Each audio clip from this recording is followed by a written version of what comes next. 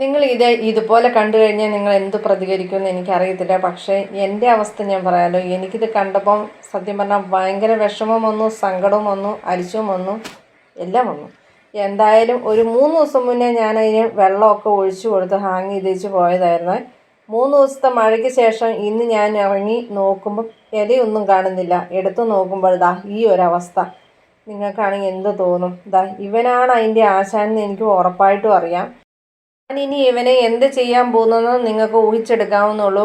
കാരണം എനിക്ക് അത്രയേറെ ചെടീനെ ഇഷ്ടമായതും പിന്നെ ഞാൻ എന്നും അതിൻ്റെ ചോട്ടിക്കൂടെ വന്ന് നോക്കിക്കൊണ്ടിരുന്നതും ആയതുകൊണ്ട് എൻ്റെ ചെടി നഷ്ടപ്പെട്ടാൽ എനിക്കത് സഹിക്കാൻ ഒട്ടും പറ്റത്തില്ല. നിങ്ങളൊരു ചെടി ലവർ ആണെങ്കിൽ തീർച്ചയായിട്ടും നിങ്ങൾക്കത് മനസ്സിലാക്കിയെടുക്കാവുന്നുള്ളൂ.